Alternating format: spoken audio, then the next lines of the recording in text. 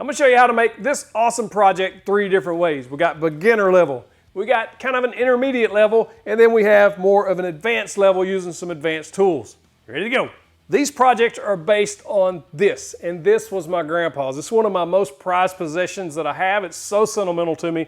This hung in his house from as long as I can remember, since I was a baby, and I'm no spring chicken. It makes me emotional to think about it because I love that man a lot. He was one of the strongest, hardest working people I've ever met, and just to have this is truly an honor in my opinion. So with that in mind, I wanted to build something kind of similar to it, but with my own spin on it. And this one will be a gift to my dad in honor of this one. So I hope he likes it. Let me show you how to do it 3 different ways.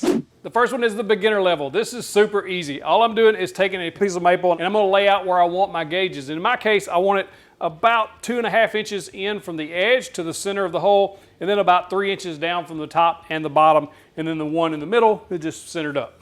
I got these gauges off of Rockler, and I'll link to them in the description below if you're interested in getting set for yourself. I use a spring-loaded center punch to punch the center of those holes, so when I started to drill with the drill bit, it would have a place to actually start and not walk and move on me. Once I got the gauges laid out and exactly where I wanted it, I took it over to the miter saw and I cut it at about 13.25 inches long. And then over to the crosscut sled where I cut it 5 inches wide. I'm gonna measure over 1 inch from the corner on each side, and then I'm gonna take it over to the miter saw and cut those corners off at a 45-degree angle. This is a great way to make a beginner project look not so beginner. It gives it a little more definition and a lot more detail. I just use a chamfer bit here to go around the edge just to give it a little definition. And if you don't have one, don't worry about it. You can just sand it a little bit and it'll be fine. I didn't have a Forstner bit big enough, so I had to use a hole saw at about 2.5 inches. Now this is slightly oversized and we can overcome that later, but if you have a Forstner bit that's slightly under 2.5, it works much better. Then from there we just sand it to 120 grit. And then a mineral oil bath to make it pop. Man, that thing's pretty. I'm gonna remove this little plastic ring. This is a friction fit ring. In other words, you're just gonna insert this into the holes and then this will slide into that. And because our holes were slightly oversized, I'm gonna glue these in with CA glue, and then we'll slide these in. If you purchase the right size bit, you won't have to worry about doing this. I'm putting a dab of CA glue right under those little plastic pieces that stick out so that when I slide it in there, it'll hopefully kind of squeeze up and catch that. Little activator. You can also hot glue this in place if you have a hot glue gun. Once the glue is dry, you can arrange those in any orientation you want. I prefer the temperature to be on top, humidity in the middle, and barometer on bottom. That friction fit when you glue those in there works nice. So I've taken a Forstner bit and I've drilled just about 1/8 inch deep. I've got these rare earth magnets and I'm gonna keep this one in the shop. We'll let that dry, then we'll hang this dude up. One of the cool things about having a metal cabinet behind you is you can do stuff like this. I got magnets hanging stuff all over this thing. I thought it would be cool just to have this on there. Let's hope the magnets hold. They should, they're pretty strong. Oh, it's not working. Come on, man. Well, it was a good idea anyway. One place I know it'll work is over here, so I'm gonna put it over here. I just need to move my little screwdriver rack. Yeah, because this is metal, this should work. I got a little ledge for it to set on here. Oh yeah, that sticks good. That looks pretty cool there too.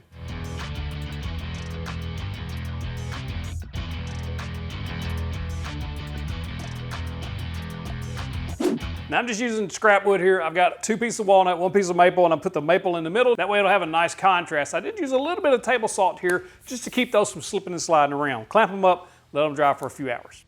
Once the glue is dry, I took it over to the miter saw and cut it about 5 inches square. All right, now we got this all glued up. I got it cut square. All I need to do now is mark the center so I can drill the hole so we can put the temperature gauge. So the way I've got this laid out, I'm gonna be able to use my DFM square to basically cut all the corners off on a 45-degree angle. Now you could obviously just lay that up there and mark it, but you need kind of a stop. So you can use the pin they send with it.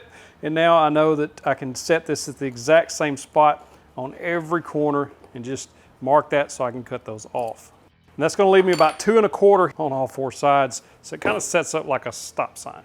I'm cutting this to the miter saw and I'm using this $1 million stick or whatever they call it just to give me a little extra helping hand that gives me a lot of downward pressure, keeps this from moving when I cut it. Now we could stop here if we wanted to and go ahead and mount that dowel in there. That would be perfectly fine. Or you could just go ahead and cut these other 2 off and make an octagon. So I'm gonna go ahead and keep going. I think it'll just give it a little cooler look.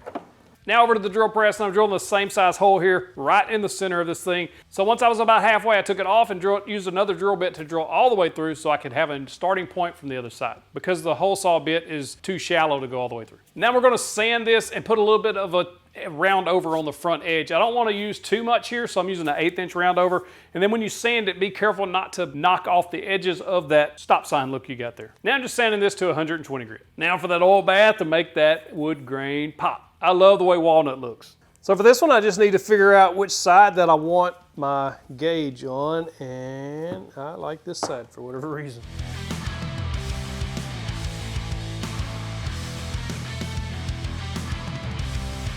What's nice about the friction fit is you don't have to worry about getting anything exact, because you can simply turn these dials to get exactly straight up and down with whatever project you've made.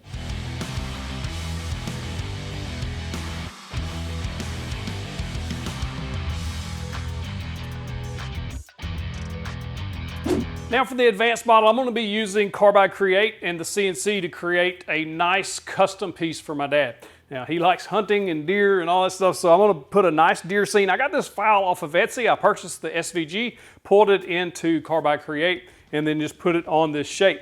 Then I just designed the hole to be exactly, well, slightly under 2.5 inches. That way this one actually fits right. And then I spaced 3 holes equally above the deer scene. Before I ever cut on the CNC, I've learned my lesson. I like to run the first pass on something much less expensive like a piece of MDF before we start carving into the more expensive walnut. So I'm gonna throw this on there, we're gonna run a test run and see what happens. All right, so now that we got the MDF piece done and I'm happy with that, I'm gonna throw on a piece of walnut here for the CNC, and this basically takes place in 3 different steps. Now, the first step is what they call an advanced V-carve. The first bit I use is a 1/8 inch end mill or down cut bit. What that's gonna do is basically pocket out the deeper areas of this engraving.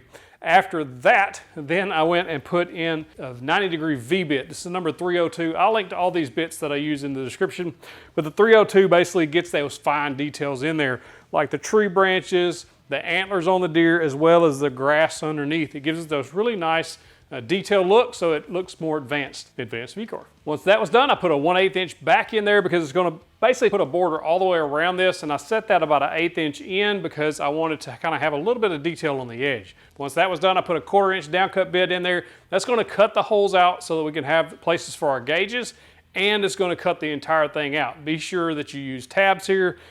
After the CNC was finished, I was very pleased with it. I took it off of there. You'll take a little oscillating tool or something just to cut those tabs, and then I just sanded it to 120 grit. And then I decided I needed a little extra something on the edge. I wasn't really happy with the way the profile looked, so I done a test run on this MDF to see how a chamfer bit would look on the edge.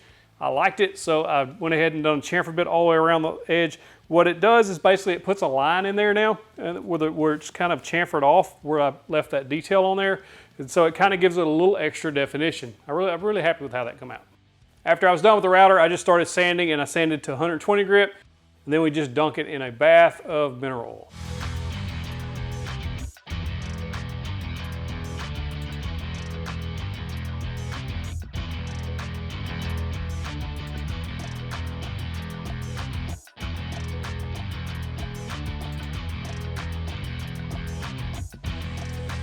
Let me know in the comments which one of these was your favorite. Man, what a fun project. If you like this one, you'll love this one right here. Go watch that one. Click that box. Click in the box, get you the big old virtual fist bump. Also, another one of my favorite projects right there.